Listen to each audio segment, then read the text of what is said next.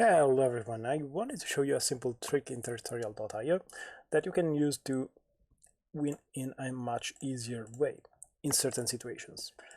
For example, let's play idle.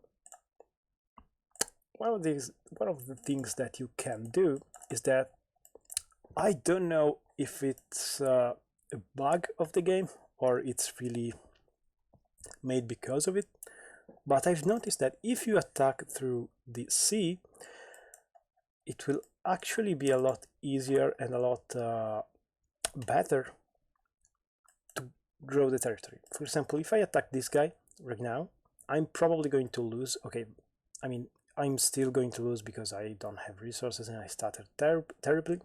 But if I attack normally, I will not get any chance of getting territory, or I will get maybe a small line. But if I do like this, I will actually be able to grow quite a nice amount of territory, as you can see. And it's not something that it should happen. It's really different. Okay, I lost, but I don't really mind. I wanted to show you a point. And I've seen many situations where there is maybe the map that is half controlled by one guy and half controlled by the other guy.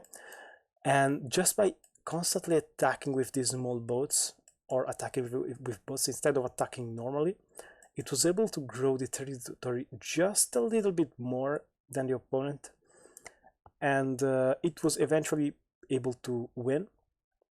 I've seen this happen many times, and so it's a small trick that it can allow you to win when there is a 1v1 game. And that is it. Sorry for the game that I actually lost terribly. I started terribly. I usually don't play like this, but whatever. No, I hope that you understood the trick. You just have to attack by the sea instead of attacking normally, and in certain situations it can be really beneficial. And yeah, thank you for being here, and bye bye.